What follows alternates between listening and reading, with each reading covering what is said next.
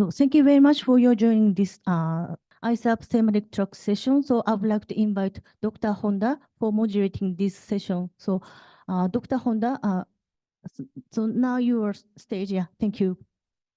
Yeah, thank you, Ono-san. So good morning, good afternoon, whatever you are. So this is Shinichi Honda. I am your moderator today. So I hope you can hear me clearly. So today we are going to discuss the technical part of the methane monitoring. So the title of our session is the thematic track. Sorry, I lost where. Anyway, we are going to talk about that. And then, so first I'd like to invite Ms. Ono to introduce our session. So Ono-san, please. Yes, Dr. Honda, thank you very much. And hello, everyone. So my name is Takako Ono, the Senior Program Coordinator in the Center collaborating with UNEP on Environmental Technologies in IGES.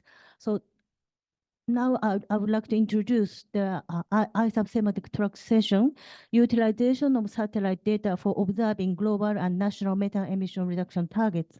So in this presentation, I would like to mention 2 points. The first one is the purpose of the session, and the second one is the introduction on the agenda and speakers. So there are 3 purposes of this session. The first one is to introduce the Global Methane Pledge, and the second one is to outline some characteristics of GOSAT and other satellites for observing global and national methane concentrations. And the third one is to discuss on how satellite data can be used to observe global and national methane emissions. So these slides show the agenda and the speakers. So after this brief introduction presentation, so I would like to ask Mr. Nathan from the Climate and Clean Air Coalition to present what is the Global Methane Pledge. And second, so I would like to ask Mr. Hironari Ishihara from the Ministry of the Environment to present the observation of global methane concentration by utilizing the greenhouse gas observing satellites, abbreviated GOSAT. And next, I would like to ask Dr. Hiroshi Suto from the Japan Aerospace Exploration Agency, abbreviated JAXA, to present the trend of global methane concentration by observing satellites. And next, I would like to ask Mr. Leng Sofal from the Ministry of Environment of Cambodia to present the estimation methods of methane emissions in Cambodia. And other final presenters, so I would like to ask Ms. Miho Hayashi, my colleague in the IGS, to present the expectation to utilization of satellite data. And after finishing all presentations, so we will enter the panel discussion. So from my side, that's all. Thank you very much. Thank you, Takako, for your introduction. So without any ado, so let's start our main session today. So our first speaker is Nathan from the CCAC Secretariat.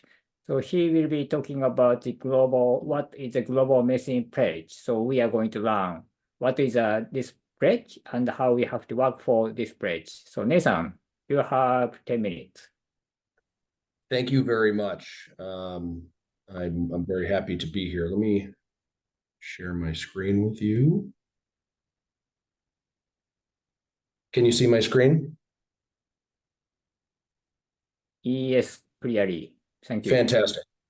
So thank you. Yeah, so thank you for the invitation to speak here today in this very important and timely session. My name is Nathan Borgford-Parnell. I'm the Science Affairs Coordinator for the Climate and Clean Air Coalition. We are in the coalition the Secretariat for the Global Methane Pledge, and have been leading on quite a bit of the methane work, particularly in the science and policy side of things, which led to the formation of the Global Methane Pledge in 2020.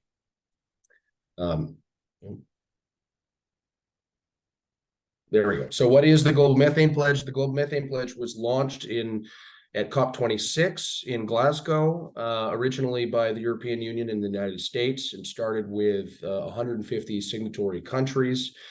We are now, as of the close of COP28 last week, well, actually this week, but as of the close of the GMP ministerial, which we held on the margins of the COP last week, we now have 155 country participants, covering about 60% of estimated global anthropogenic methane emissions, which is quite good.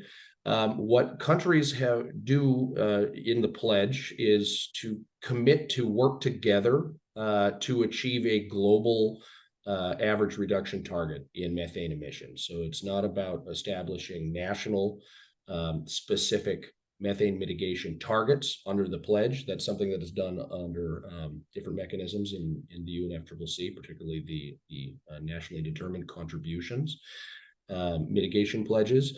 But the countries who have joined the Global Methane Pledge have committed to work together to reduce global methane emissions by at minimum 30% below 2020 levels by the end of this decade. It's a really quite ambitious pledge that is, if achieved, along with expected or needed progress towards net zero CO2 emissions, could keep us in line with a 1.5 degree pathway in this century. And here are a few pictures from last week. We had a very exciting Global Methane Pledge ministerial on Monday, on the 4th of December. As I said, we're up to 155 member governments now. So Turkmenistan, Kazakhstan, Kenya, Romania, and Angola joined the pledge officially. And we had a number of other really quite significant successes, including an announcement that we had raised over $1 billion through bilateral aid pledges, philanthropic money, and funding from the World Bank, the European Investment Bank in particular, to support countries in implementing mitigation measures that achieve the Global Methane Pledge commitment. So in real terms, what does that mean? What do we have to do to achieve that global goal in the next 6 years? Well, in 2020, it's estimated that anthropogenic methane emissions were approximately 380 million tons per year. We have to reduce by at least 30% below that number by the end of this decade, which is approximately 150 million tons.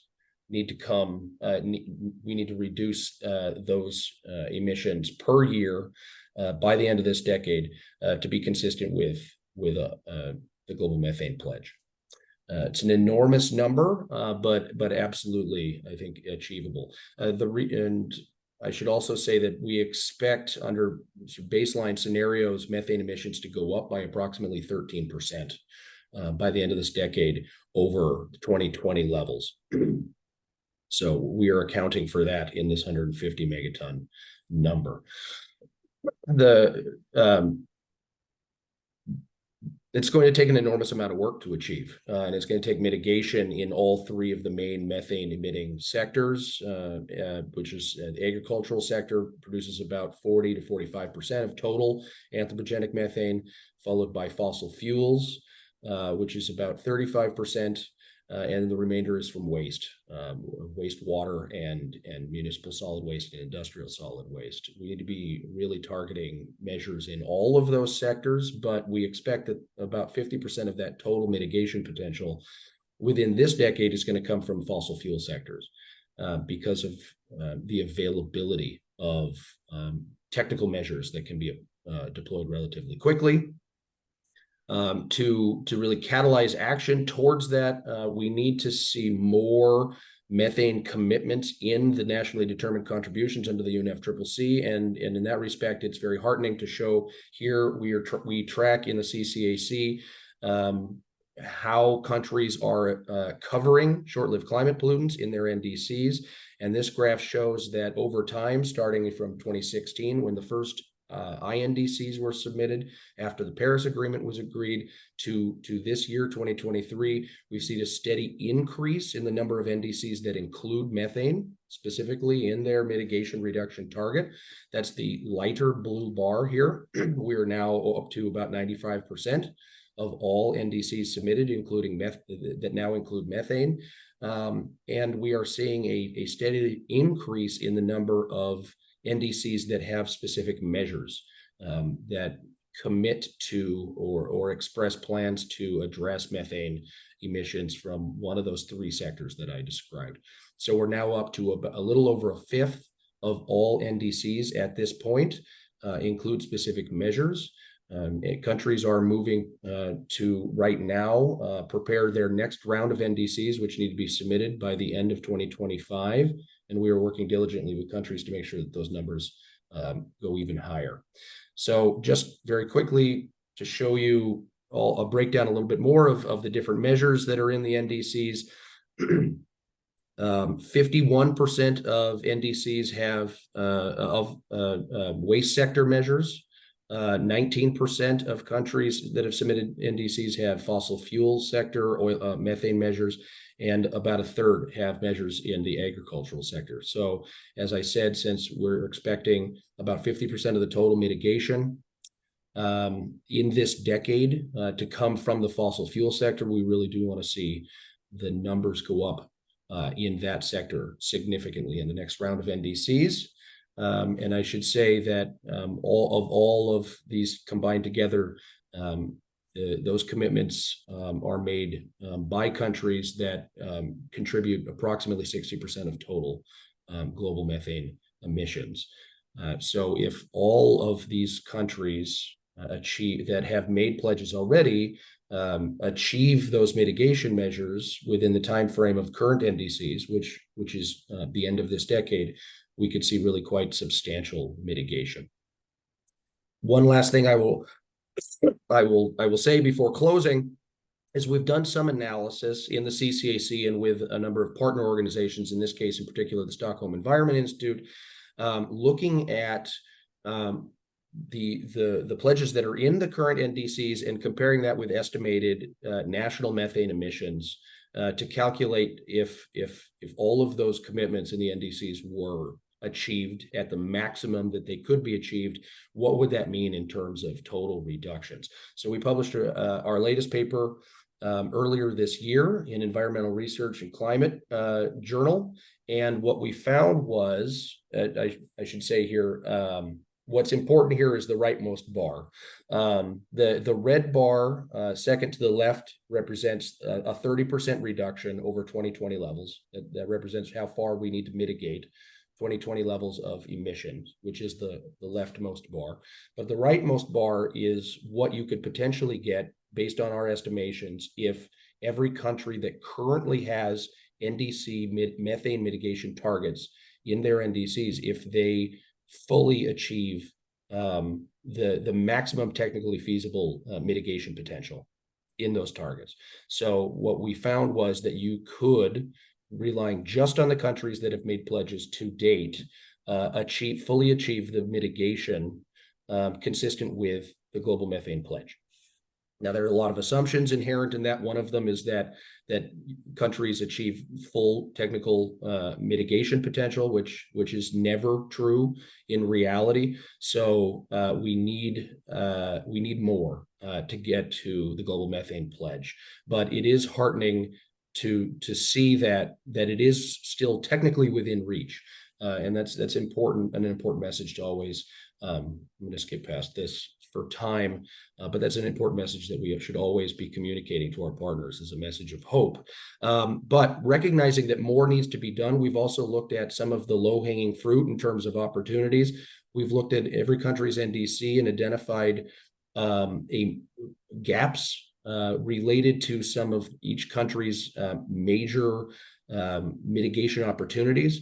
And what we've identified in this list of major opportunities is that you could get an additional 30% reduction in total global methane emissions if a series of the high emitting countries just implemented one additional mitigation measure in their NDC, the largest being in China. China currently doesn't have a methane target for the coal sector, which is a major contributor for fossil fuel methane emissions in China in particular. And if that were implemented, we'd see about a 5.6% reduction just there.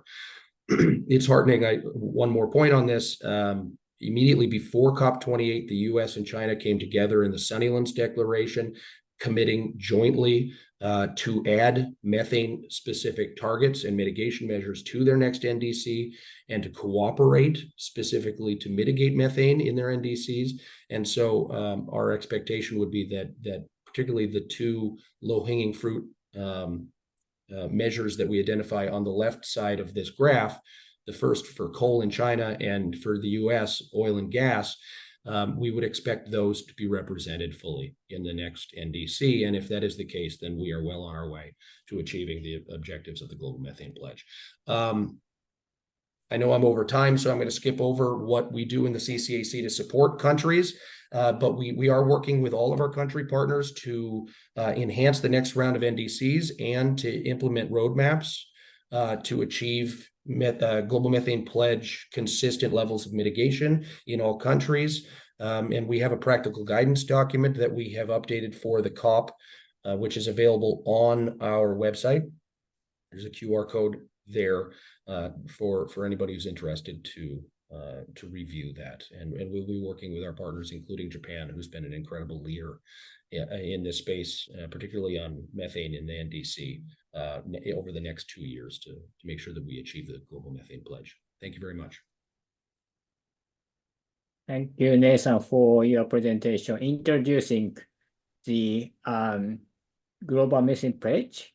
And also, I saw far that it would be very difficult to achieve 30% reduction within 7 years. But according to your slide, it would be achievable by taking the maximum measures of the mitigation in the NDC. So we have to accelerate our activity to reduce methane emissions. So thank you, Nathan, for your introduction of the Global Methane Pledge. Thank you so much. So then let's invite the next speaker, Mr. Hironari Ishihara.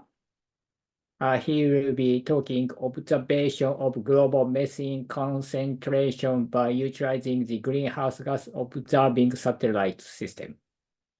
So Mr. Ishihara, please.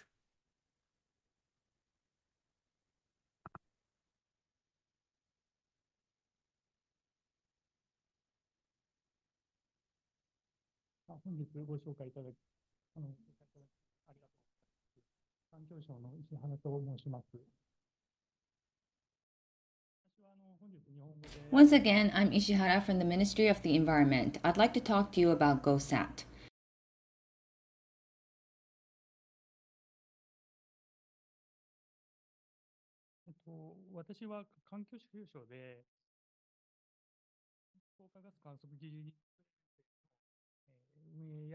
At the Ministry of the Environment, my job is in the operation and planning of greenhouse gas observation satellites. Today, I'd like to share information on GOSAT to you.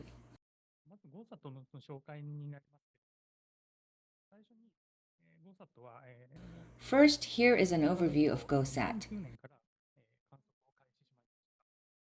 GOSAT began observing greenhouse gas from 2009.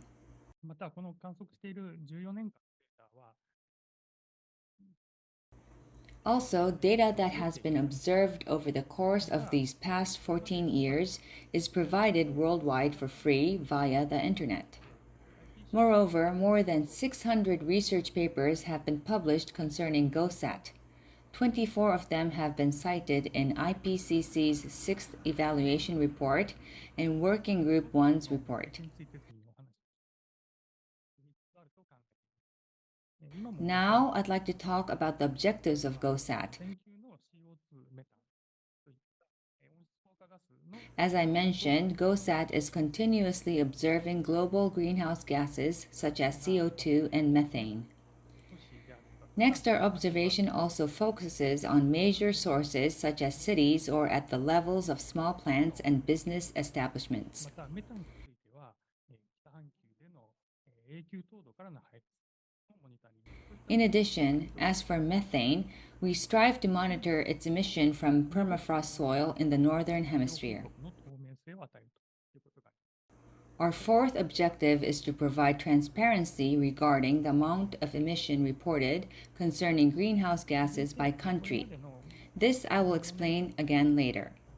事例をお見せしたいと思います。 I'd like to now show you examples of GOSAT's observations over the course of the past 14 years.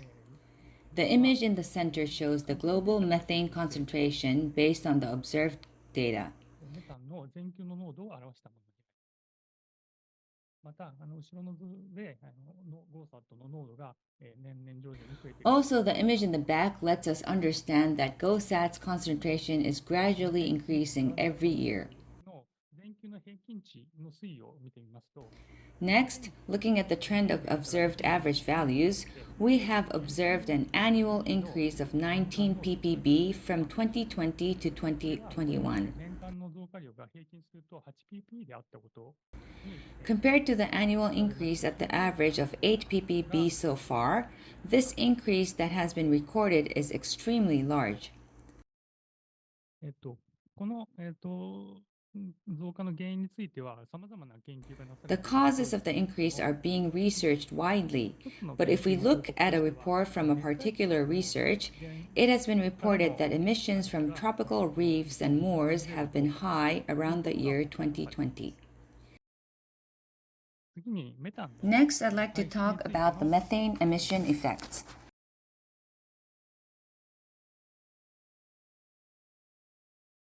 いいです。ありがとうございます。次に、メタンの排出についての、結果についてお伝えします。この On the left-hand side of this image is the anthropogenic methane emission 低 distribution. 期限の排出に関する濃度分排出分布になります。 On the right-hand side is a simulation of the occurrence caused by natural sources. をシミュレーションしたものになります。 In addition to the GOSAT data, these data have been simulated by combining data from ground, aerial, and ship observations. データを合わせたデータからシミュレーションしたもので、GOSAT の By adding GOSAT's observed data, the distribution of the sources of emission is made clear. 排出源分布が分かるようになってきたという状況になります。 Next, I'd like to share with you a research paper regarding methane generation in メ China. タンの発生についての研究論文 It is observing the annual increase of emission conditions in the northern region of China. 排出の様子を年ごとの増加量として観測したものになりますけれども、 When compared with the statistics obtained from GOSAT's annual increase and natural gas, you can see that they match extremely well.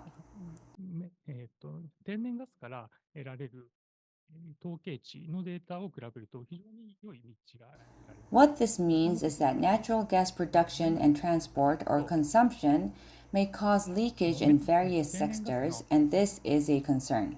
生産や輸送、あるいは消費といった各セクターでの天然ガスの漏洩というものが心配されているということになります。次お願いします。 Now, this is not about methane, but it's an example of CO2. CO2 の事例なんですけれども、 Regarding the emission report to the UNFCCC required in developed countries, this report is now being required to be submitted by all the countries from 2024. については、2024年からはすべての国に求められる。 With such a background, Japan would like to utilize GOSAT data to support the countries who are willing to work hard to make improvements in regards to the greenhouse gas emission 取り組 report. みたいという国々に対しては、GOSAT のデータを利用して、支援をしていこうということを考えています。 The image you see here is a case example in Mongolia. 実証事例になりますけれども、 The results show that the CO2 emission obtained by ground statistical data taken by the Mongolian government and the CO2 emission based on GOSAT's data match extremely well. 求めた CO2 の排出量というのが非常によく一致したという結果になります。 Regarding this result, the Mongolian government was able to have this extremely good match noted in the UNFCC 非常 report. によく一致したということをその報告書の中に記述していただくことができました。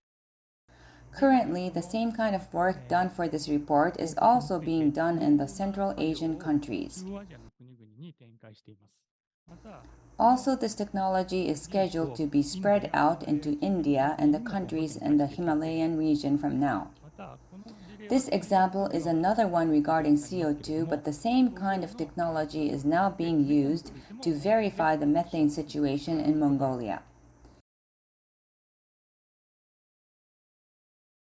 今後の話について少しお話をさせて In regards to our future plans, we are planning to launch GOSAT GW, which is the third one in the GOSAT series in 2024.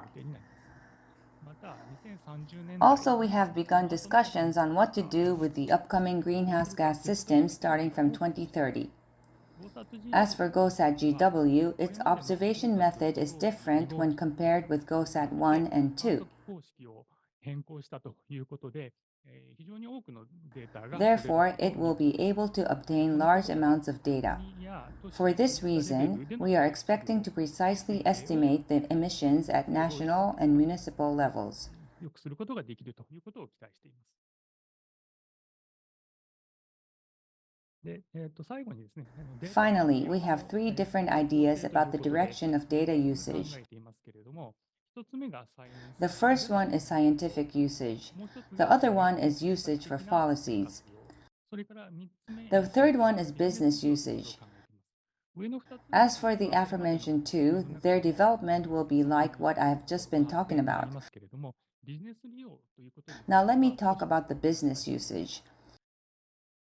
ビジネス利用というのは What I mean by business usage is that the emission data observed by GOSAT will be disclosed to investors, and investors may obtain the information and decide to invest into areas with low emission rates. に投資していただくということを考えていて、そういった If such a cycle could be established successfully, we envision that the emissions could be decreased.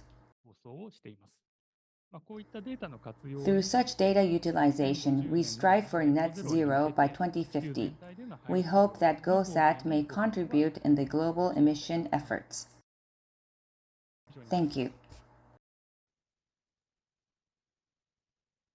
Thank you, Mr. Ishihara, for your presentation to introducing the GOSAT system. Also, I noticed at the last point that the third generation of the GOSAT would be able to be used or be able to provide some data for business sector so that the business sector would be able to find out how they can contribute to the reduce of the CO2 and the methane emissions by their business.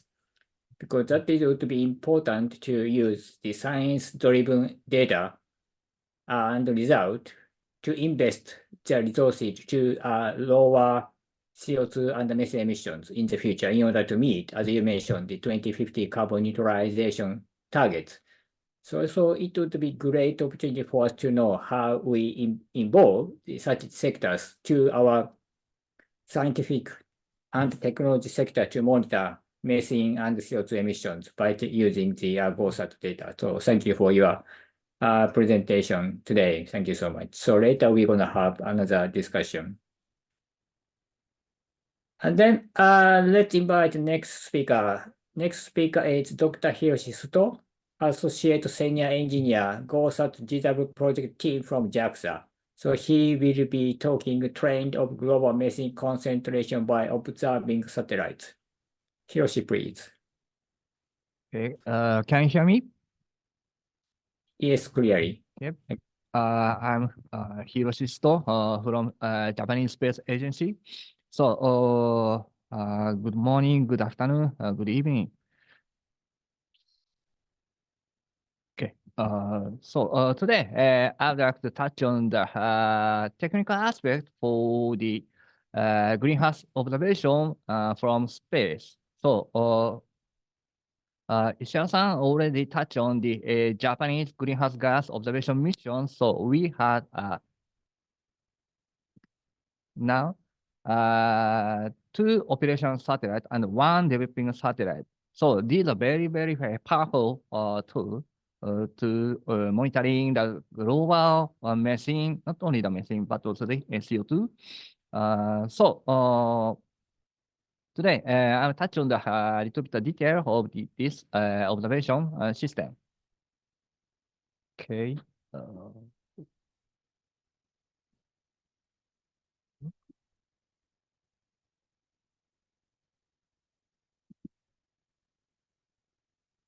Okay.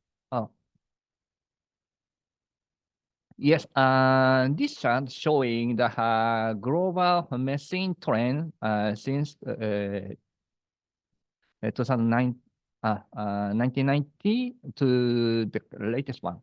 So blue line shows the global monthly mean methane observed in the ground observation station. So ground observation station is located in the globe, also on globe. So in the left up panel showing the location of the ground observation station. And the for red and blue line showing the satellite-based observation since 2009. But 20 years ago, observing the greenhouse gas from space is a very challenging issue. But now it's a very powerful tool. So then, since 2009, the 2009 is the launch year of the GOSAT.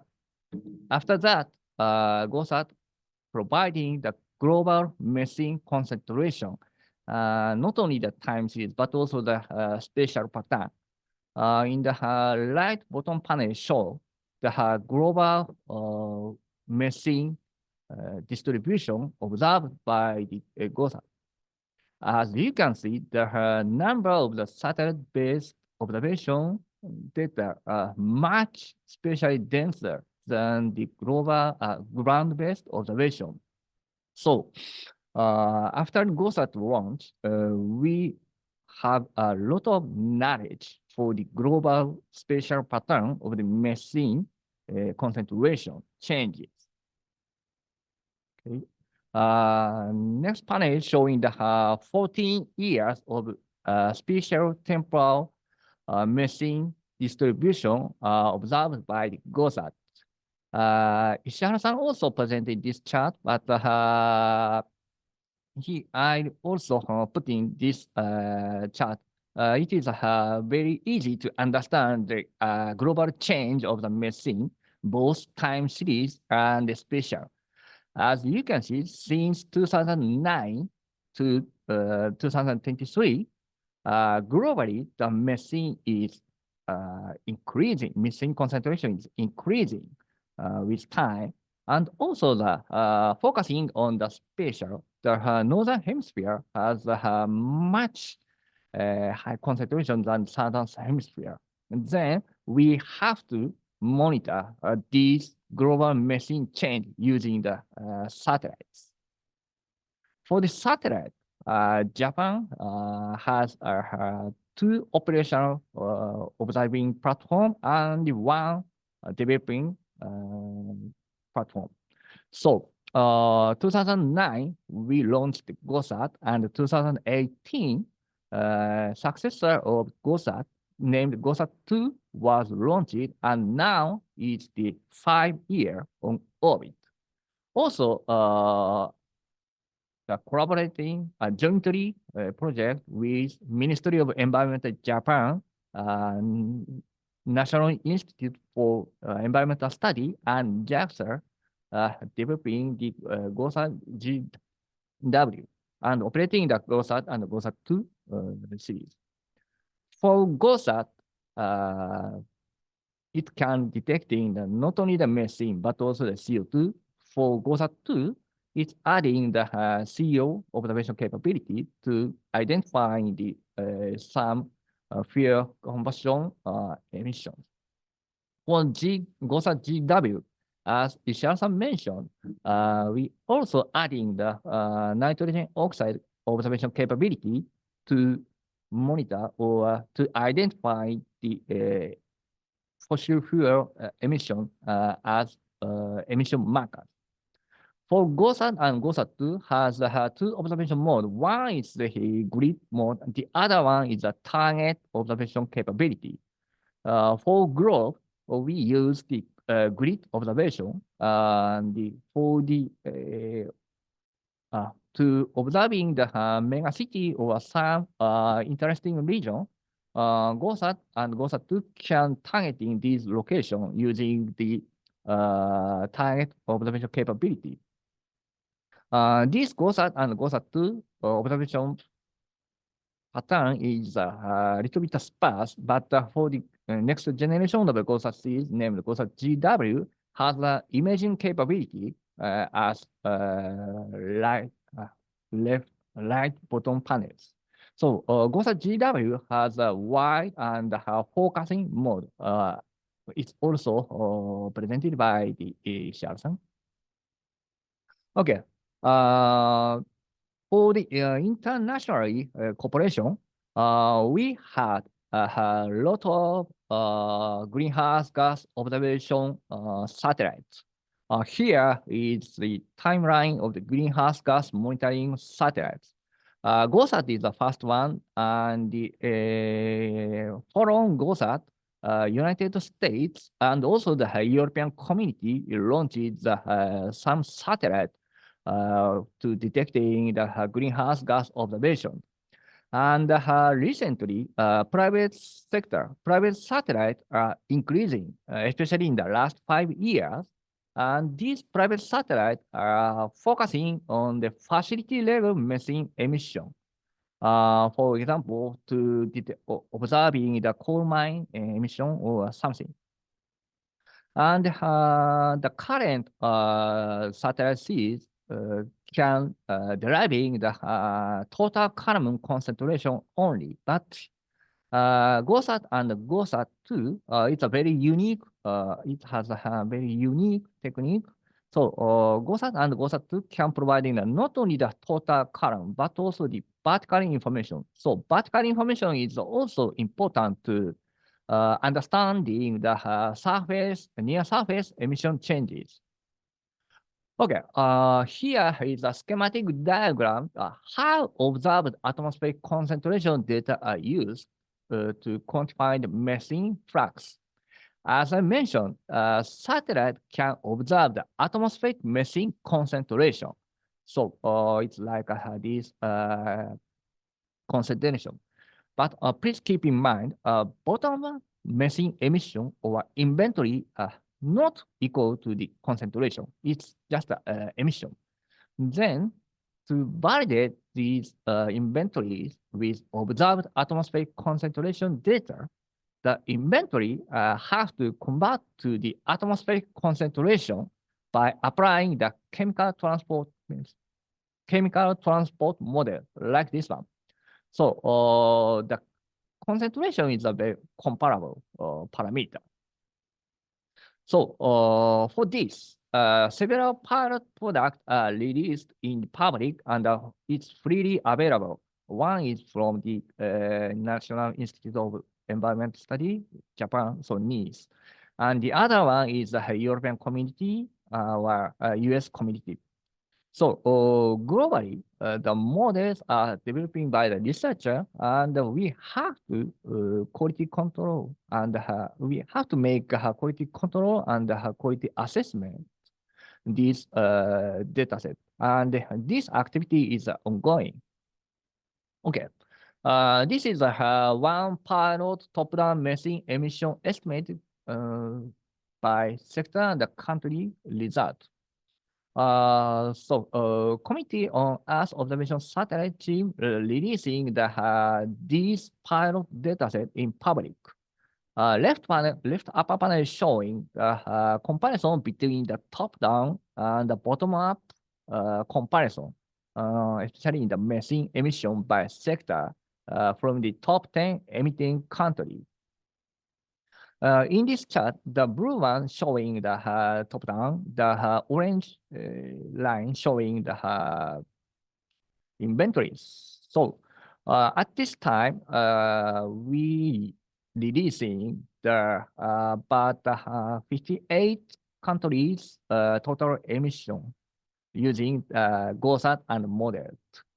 For the challenging, the emission presented here should be considered as a pilot data intended to complement existing research. For example, the researcher could use report discrepancy between these top-down and the bottom-up emission as a starting point for the further investigation. But as I mentioned, now our satellite community and the also the Japanese community can releasing these very informative information to the public. Okay. Next one is another capability using the GOSAT data. So as I mentioned, usually the satellite can deriving that only the total column. The image that image is illustrated in the left panel. The total column is it means that the average from the near from the surface to the top of the atmosphere. In this case, it is a little bit difficult to identify the near surface emission changes. Then our JAXA team recently developing the new technique to deriving the near surface concentration changes using the GOSAT data. Right upper panel showing the conventional total column concentration data. The lower panel shows the new our product we call the lower tropospheric concentration data. As you can see, the residual gradient and the seasonal amplitude of the lower tropospheric concentration is more clear than the conventional dataset. Then we believe our new product is more informative for the near surface emission changes. For example, I'll put in the two comparison figure. Left one showing the lower tropospheric concentration, the right one showing the total columns. As you can see, we clearly find that some enhancement in the lower tropospheric concentration, but it is a little bit difficult in the total column. Then we are now investigating this data set, and we believe this data will support the better understanding for the emission changes. So also they have one pilot study already done over the US case. So right one is showing the comparison between the lower and the total column methane concentration over the blowout case. In 2015, in the US gas coal mining station blowout, and the GOSAT detecting that this emission. So in the right panel, the open triangle present the total column concentration, and the filled square present the lower tropospheric concentration. As you can see, the lower tropospheric concentration clearly indicating the these emission changes. Then this result was encouraged toward the blowout detection using the partial column product. Okay, last one is my summary and outlooks. So, satellite-based methane observation is a now powerful tool to understanding the spatial temporal methane changes. And now the pilot top-down methane emission estimate are conducting and discussing its utilization. Our Japanese greenhouse gas observation satellite continuously observing the global and local methane concentration, and we are contributing the well understanding the emission estimate, especially the local methane emission. Okay, that's all I have today. Thank you, Mr. Stowe, for your introduction, in particular, technical part of the GOSAT. So now we are getting the knowledge how the GOSAT provides the observed data and how we can interpret those data to monitor or estimate the methane and the CO2 emissions in the air. And then I noticed that as also Ishihara-san mentioned, the new GOSAT will be providing more precise technical data so that we would be able to know exactly or nearly exactly how each part of the Earth would generate methane and CO2 emissions photogenic. So thank you so much for your discussion on technical part in particular of the GOSAT system. Thank you so much. So then now we'd like to invite next speaker. So next speaker is Mr. Lang Sofar, Deputy Director of Department of Climate Change, Directorate of Policy and Strategy, the Ministry of Environment, Cambodia. So he will be talking estimation methods of methane emissions in Cambodia. So Lang, you have about 10 minutes. Please go ahead. Good afternoon from Cambodia and good afternoon to you all, especially the coordinator. So that I would like to share my screen first.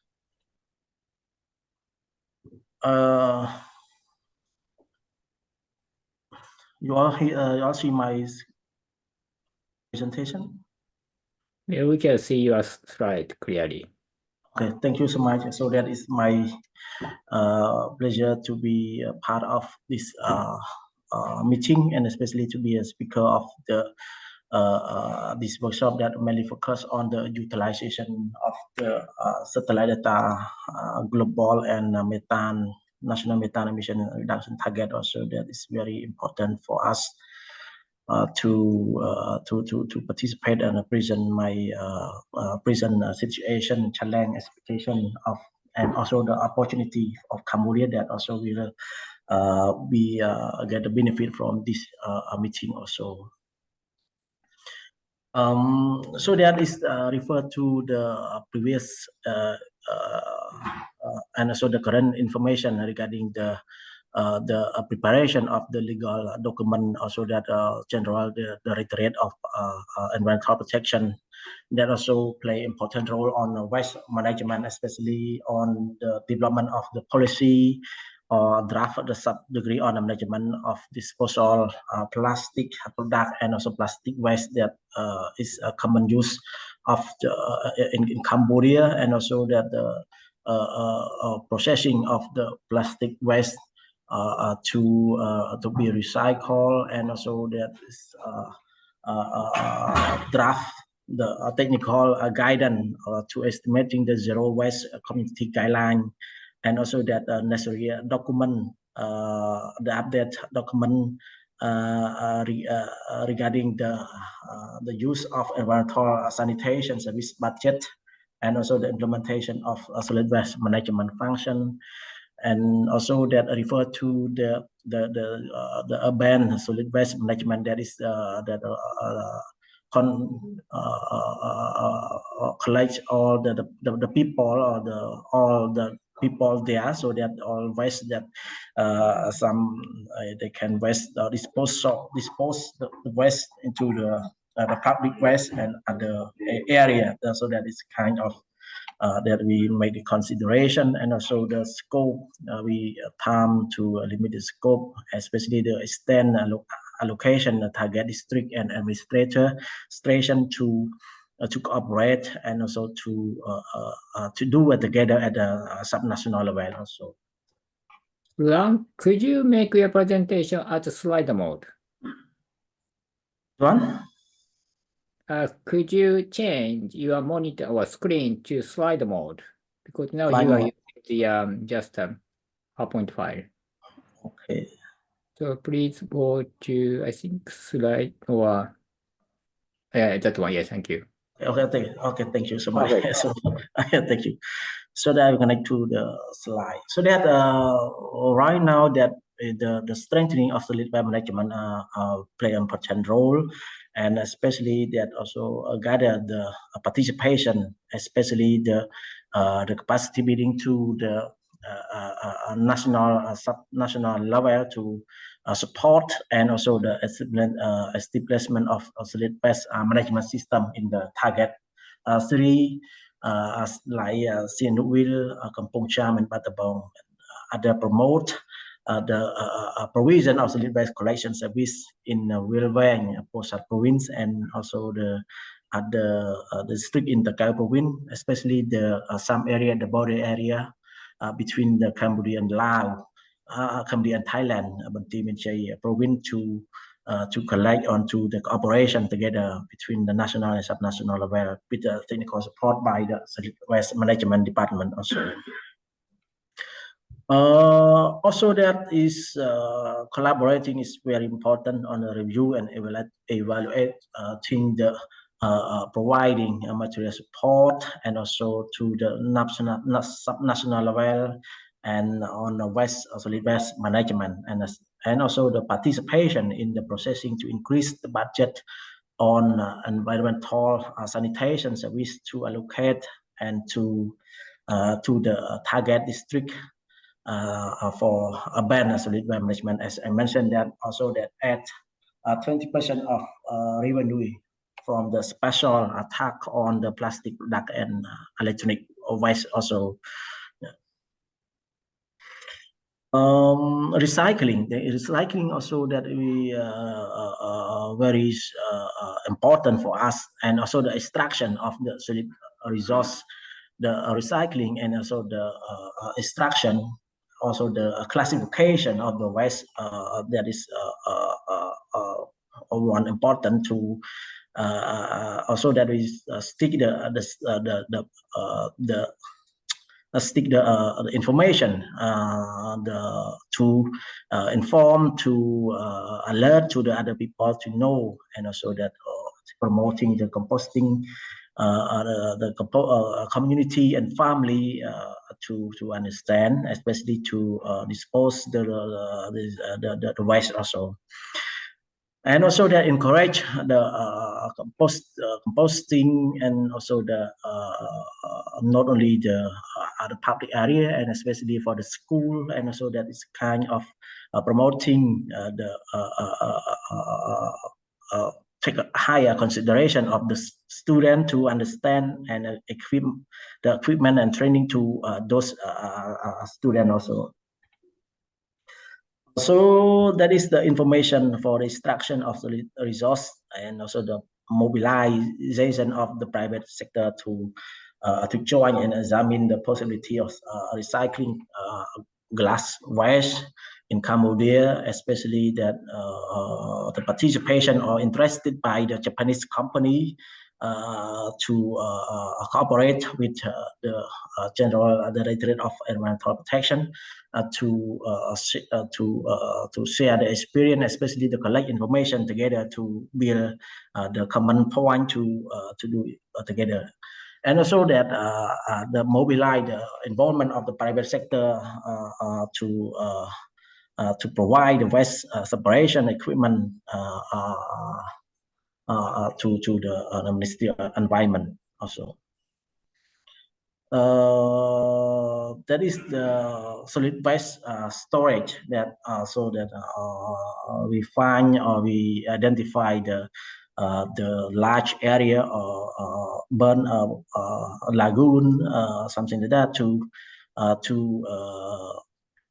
store the waste, and also that the storage area that work closely between the Ministry of Environment and also the municipality or administration, and totally that 21 location that also that used recently, and also that we follow up also the latest project to develop clean waste solid waste landfill at the sanitary area level for Phnom Penh city also. And also that is increase or encourage the inspection and improvement of the solid waste landfill management measure to classify, to regular calculate the amounts of truck to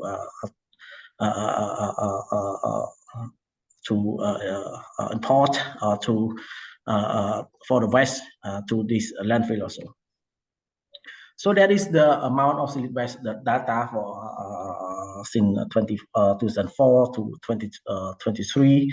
That is also the amount of the solid waste also increasing from year to year, and that also the nationwide, the landfill nationwide, that is also increased to 2.7 million ton per year. That around 6% of the amount of waste that also generate. So that is the control landfill. We have 10 locations and also sanitary landfill only one place under the construction in Phnom Penh. Yeah. So that we have within the implementation, we still have the challenge, solution, and suggestion for the limited experience method, and also the resource in the management of some national level to collect the waste, and also that we still have the transportation service that so it's still challenge the amount of car, amount of truck is not still enough, something like that. And also the solution is still facilitate for the by the Ministry of Environment, and so the subnational level regarding the establishment of the mechanism to transport or to organizing the waste management service, and also technical support from the national level. And that for the suggestion, also the organize and strengthen the expand the solid waste service, especially the implementation of a legal measure and quality and efficiency service provider also. The key challenge of this that also recently, based on the information from that general the directorate, that also the Department of Solid Waste Management, also that there is no calculation to estimate the national methane emission. I mean that also they just collect the data, just collect the especially the classification of the solid of the waste based on their methodology, so that they don't mind about the don't care about the accurate data or consistency data for the calculation in especially for the methane emission based on the 2006 IPCC guideline or methodology emission factors, something like that, to especially the software to know exactly the amount of GHG emission, especially the methane emission into the atmosphere from the waste, from the solid waste, something like that. Just collect it, and also that some information also that requested by the Department of Climate Change. Also that those data that is not consistency that I mentioned earlier, that are inaccurate for the time series data to be used for calculation. So that is need to build the capacity, and also the more time to explain whether they understand well on the IPCC guideline, and also the software for calculation. Exactly. Yeah. And also the Department of Climate Change. So far, we have an experience with the development of initial national communication, national communication, BUR, including the national technical report on GHG inventory. Is normally that we have hire local and international consultant to make the calculation, and also the compiling from other sector, compiling from other sector. For the GHG inventory or GHG emission to calculation, so that those provider just share with us only the data that we request, and to make verify again and the consistency or accurate especially use the interpolation and extrapolation for the time series data to make the for the calculation. Especially recently that we also submit the third national communication based on the BUR technical report, and also that we submit also the long-term strategy for carbon neutrality, so that the national GHG inventory report is useful and for us to set the best year and the current year of the calculation also. And also that we also that in the field of climate change, that also the government also know well on the 2030 APC guideline, and so we are especially the consistency accuracy of the national of the data, especially for estimating the methane emission. Yeah. And also the expectation of the utilization of the satellite data. That also recently the Cambodia did not use the utilize the satellite data for estimating the national methane emission. That is also that just collect the data from the ground, not from the satellite. So that is not how to verify the bottom up and the top down approach between the satellite and ground on the data collection for especially for estimating the national methane emission. And also that both the Department of Climate Change and the Department of Solid Waste Management, they're also happy for this new technology for estimating the satellite data to make it accuracy and also that acceptable for the country, for Cambodia also. Within this, we also build the capacity of the government also to understand well about this, to more understand, and also that we can to improve the real-life data of solid waste management in Cambodia.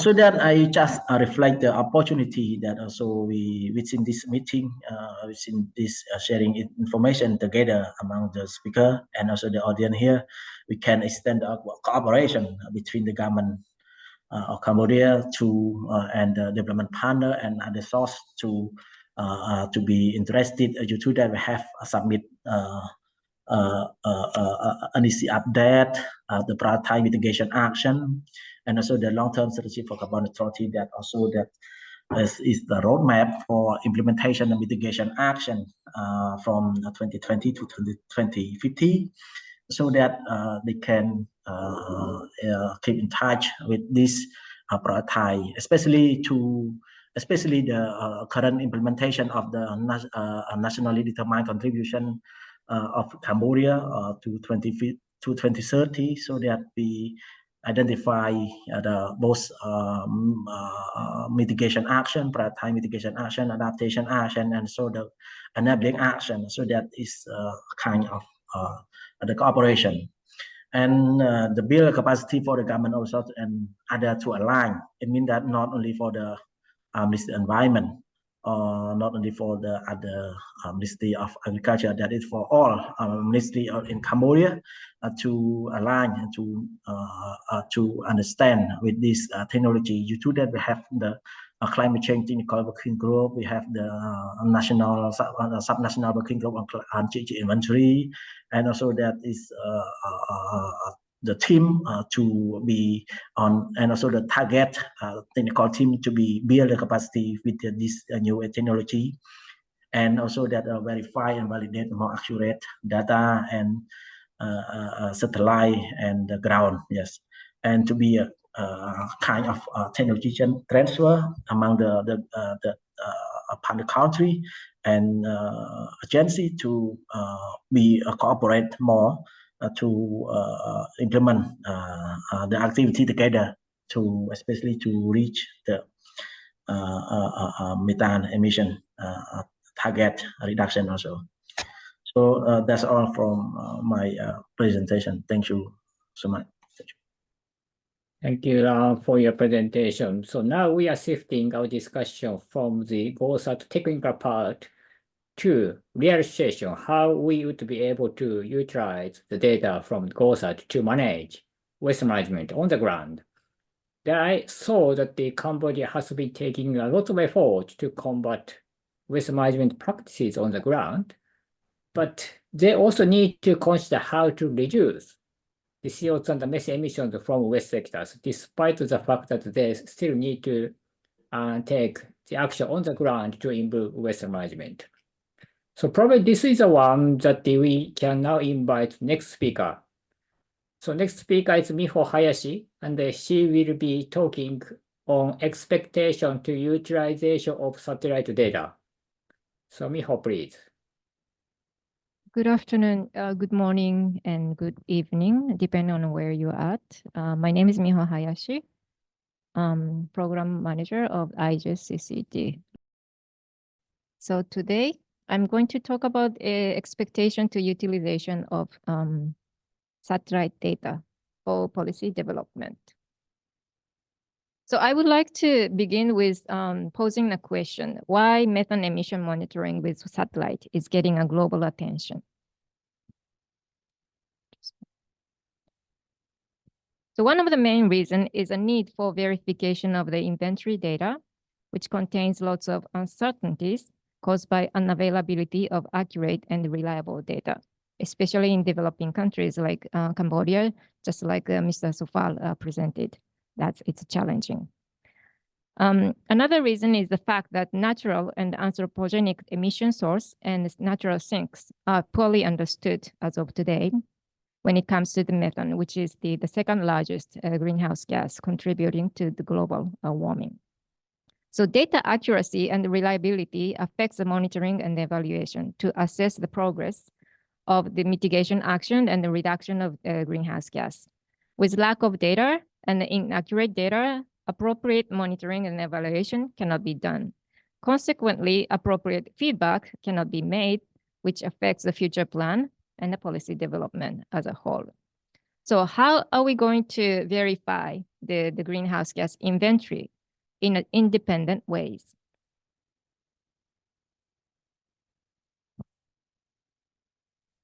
Then the remote sensing technology has become a big potential tool for verification of the inventory data. In fact, IPCC already approved the use of atmospheric measurement for verification guidance. So countries are like Switzerland, England, New Zealand, Australia already started to check the inventory with the atmospheric inversion.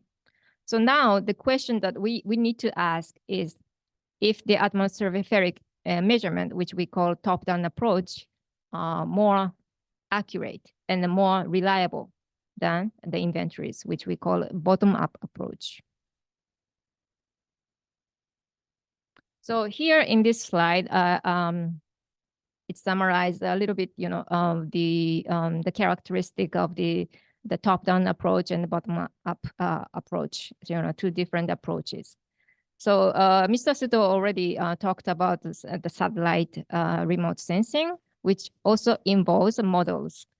There are several satellites like GOSAT and Toropomi, which can observe the methane globally over time, but a little bit less resolution. So we expect that probably the GOSAT GW will be able to capture more detail, more spot focused resolution. Whereas currently GHG-SAT or carbon mapper methane SAT is able to capture at the higher with a higher resolution and then site-specific information. However, because it's site-specific, on the contrary, it cannot observe the global, like global observation. On the contrary, the bottom-up approach on the right hand, including the inventory, is calculated based on the activity data and also emission factors according to the IPCC model. However, as I mentioned earlier, the country like developing country like which utilize a tier 1 meaning that they use the default data, the uncertainty increased. Yeah. And there are several models also available, or researchers have been developing models, which we call it in situ inversion. Since methane is a gas, so it moves with the wind and it changes the forms through the oxidation process. However, methane transportation with wind and oxidation and the sink mechanism is poorly understood. So as we already saw, so large discrepancies has been observed between the national inventories, bottom-up approach, and atmospheric measurement due to these uncertainties of the models and the uncertainty of the data from both sides. So this is exactly the same image that Mr. Suto already presented. But here I would like to emphasize that there are uncertainties everywhere. Atmospheric observation, there is uncertainty. And this chemical and transport model, we haven't identified clearly how this wind and the chemical reaction affects the methane concentration. And when it comes to the inventory, especially in developing countries, activity data and emission factors, this also involves uncertainty. So now, how do we verify the inventory data with atmospheric or in situ inverse models that have uncertainties and also biases? So researchers are doing a lot of work. They use ground station data or airborne data because they are less uncertainty. To validate, they don't validate the data itself, but they validate the models. To keep they keep modifying the models to match the ground data. So the model has to be accurate, first of all. So here I'm going to talk about a little bit about the global carbon project, under which the methane global methane budget has been estimated. So as you see this image, so bottom-up budget is basically calculated based on this three data source. So emission inventories, biochemistry models, and the methane sinks. And each of them involves a model. And then atmospheric observations, which is from the data from the from satellite, can also use the inverse models. But at the same time, it compares with the bottom-up data as well. It's a little bit complicated, but as mentioned by Dr. Stoll or Mr. Ishihara, yes, it is still possible. And in this project, they use 8 different inverse models to analyze the methane emission from the top-down approach. And this is a result. As you see, the figure in the left hand is a result of the bottom-up approach. And the result on the right hand is a top-down approach. And then there are some similarities. For example, agriculture sector and the fossil fuel sector, if you compare the figures, there is a little difference, but not really large. But if you look at natural wetlands or other natural emissions here, huge differences, discrepancies can be found. And we could, from these differences, we could assume that natural methane sources such as freshwater and geological sources can be overestimated, maybe because of double counting or something. Or uncertainty of the transport model can also affect these differences. This project can also further analyze the anthropogenic emissions by country. So these black dots represent the inventory, national inventory data. The blue, dark blue line represent the bottom-up approach. And then light blue represent the atmospheric, like GOSAT inversion. So the country like here, United States, Europe, Australia, you see that the line overlaps with the other lines, meaning the modeling is quite good. However, if you look at China or India, so the line, blue line or light blue line, and also black dots, there are some differences between them, meaning that the model and also, I mean, the top-down approach and the bottom-up approach, there are some differences, and we still don't know where the uncertainty is. But we could guess. So even further, they also show the graphs by sector-wise, the fossil fuel sector and the agriculture and the waste sector. So what we could find from this, based on this, the result is, it is technically possible to estimate methane emissions at country level using satellite data. So the model development and through the model development and the combination with higher resolution satellite. However, the question that we need to raise is, how much uncertainties can we accept? Or what model should we use at what spatial scale? What data should we use? Or which satellite is more appropriate for which country? Well, who can answer these above questions? Because, and also who will run the model to estimate emissions? Because at the end, each country has to report the emission result to the UNFCCC. So should we establish standardized model to be applied to all member countries for methane monitoring, like the IPCC model for transparent MRV? Is it still possible? So these questions we have to ask.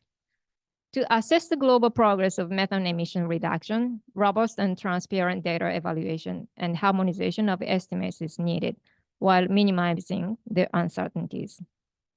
So there are some initiatives that is already going on for harmonization and the reliable monitoring for effective actions.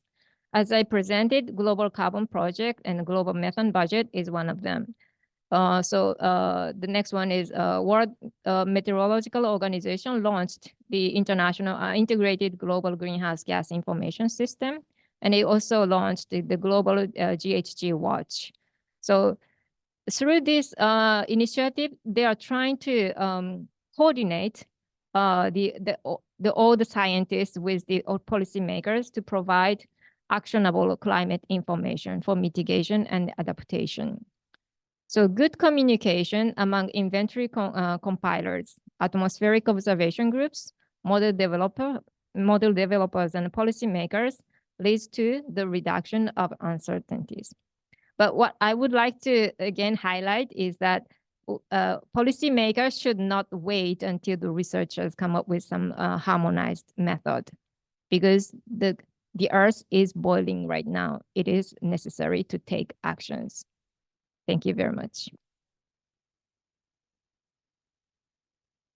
Thank you, Miho-san, for your presentation. So now, if I look at our watch, so now we have only 10 minutes left.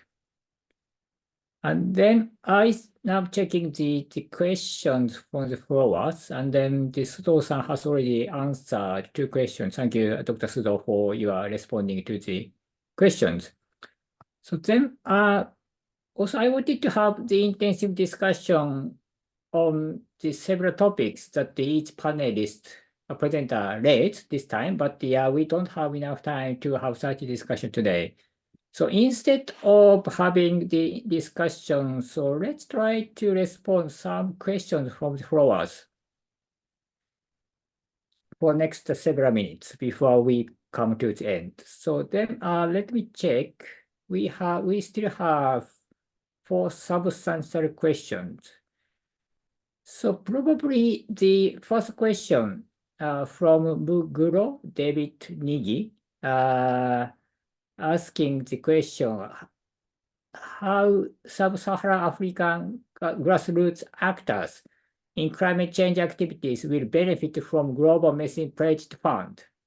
So probably, Nathan, I think you can answer this question, how the NGO or other grassroots organizations can access the funds to implement some activity to contribute to reduction of the methane emissions under this pledge. So Nathan, could you give some thought about on this the questions? Yes, thank you. That's a very good question. There are a number of ways. It's not a single fund, I should say. First, it is a combination of different funding resources. Some of them are available to non-governmental organizations and some are not. For example, the World Bank funding is primarily grants and debt finance, as it normally does, to governments. Bilateral aid as well, from countries such as the United States and Japan, is subject to their own internal rules.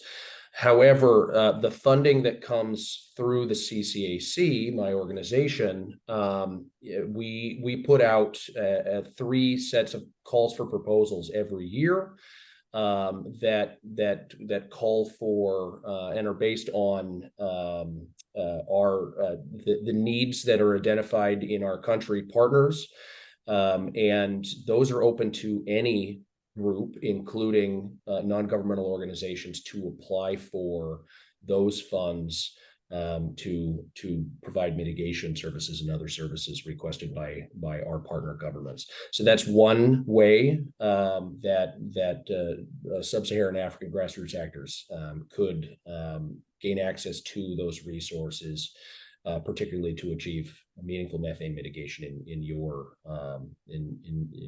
sub-region.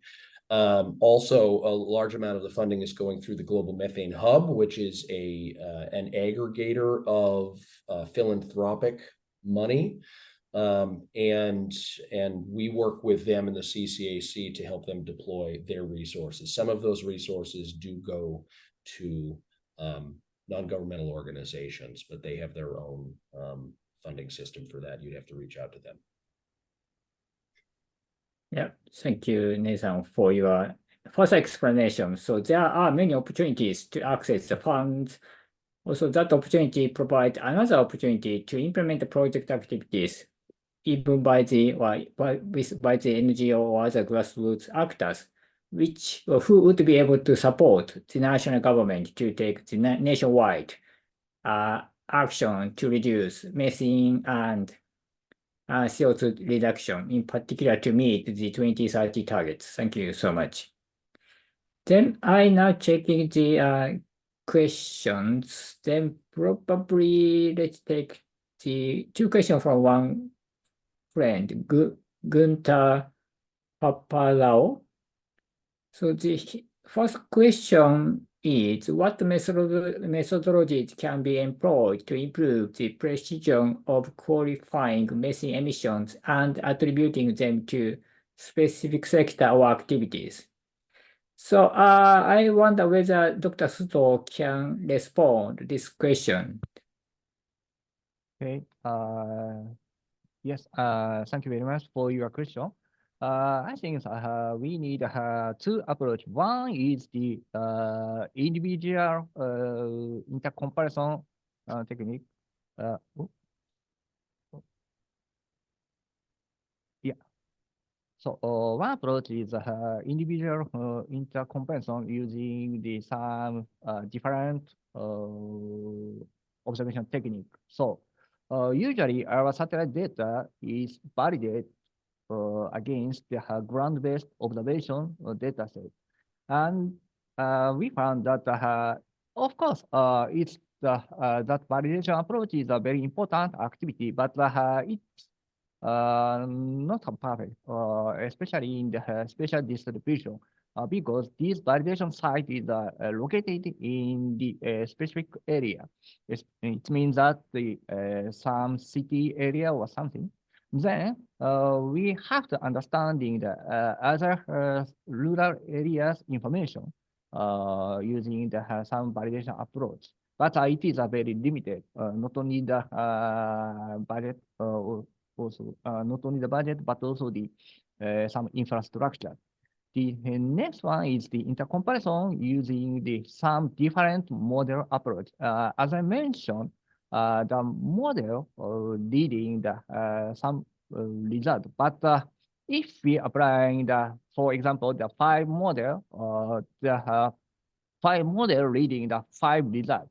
It has a little bit discrepancy result. Then, if we comparing these 5 model results, and if we understanding the what the difference for this discrepancy, it might be helpful to understanding the uncertainty of the model, not only the model but also the actual inventory. Then we have to engage these two approach to well, understanding the or reducing the emission estimate errors. Yeah, thank you so much. So I hope that the his explanation to respond to those questions. So then, colleagues, now we are heading to the end of our session. So 4 minutes left. So, but I'd like to take one question to respond from me and as my conclusion today. So today it was great opportunity for us, actually to be honest for me, because I work for waste management, but today I learned a lot about the satellite data, how we can use the data to observe the global methane emissions, anthropogenic emissions. Because during the COP last 2 weeks, there was intensive discussion at policy level, how we global community need to reduce the carbon dioxide and the methane emissions, because there is no time left, and we have to take actions at each level, each responsibility, and each country, each city, whatever you are. And in order to take the actions, we really need to have scientific rely on data. Otherwise, we can't take any proper actions. Do understand that the satellite data like GOSAT will be, well, has been providing necessary data for us, but not for all now at this moment. But there will be many opportunities for us to utilize such data to monitor methane emissions to achieve the 30% reduction of methane emissions by 2030 as we pledged it. However, as Lang from Cambodia mentioned, there are some challenges to access such data and to use such data, but that would be, on the other hand, opportunities for the provider such as Japanese government and JAXA to provide knowledge and expertise to use satellite data to those countries, including Cambodia, to start monitoring CO2 and methane emissions. And also, as one of the questions, as we saw from probably Nathan's presentation, that the waste management sector is account for 30% of the methane emissions. But waste management sector has double phase to generate methane by open dumping and open burning. But waste also generates methane for the energy recovery by taking the composting system and the biological systems that we can use the methane for energy resources if we can introduce environmental sound technology for methane. So I think that today is just starting day how we can further utilize the data from satellite like GOSAT. Also, there are so many other satellite data providing the CO2 and the methane emissions. Although there are some challenges how we can precise the data or how we exactly estimate the data, but there are so many opportunities for us to monitor, to utilize those data to monitor the methane emissions as well as carbon dioxide emissions, so that we can utilize such scientific reliable data to, for example, introduce a strategy to reduce the methane or political strategy to reduce the carbon dioxide, or to amend the existing or old regulatory framework in order to meet the 2030 pledge. So that's my lesson learned from today's intensive and important sessions. So I hope that everyone enjoyed listening to the presenters and joining our discussion. Then I believe that everyone has some sort of idea how to use the satellite data for our work to reduce methane emissions and how to utilize the methane emissions data for our necessary work to reduce the methane emissions anthropogenically and to meet the 2030 data. And eventually, we have to achieve 2050 or by the end of this century, the carbon neutralization society. Otherwise, as Hayashi mentioned, we unfortunately see the situation that Earth is boiling. So with that, I'd like to conclude our session, utilization of satellite data for observing global and national methane emissions. One of the before ISAP meeting, so it becomes the end of the session. So I'd like to thank everyone for your time to join our session. So I hope you enjoyed our sessions. So session is now closed. So thank you so much.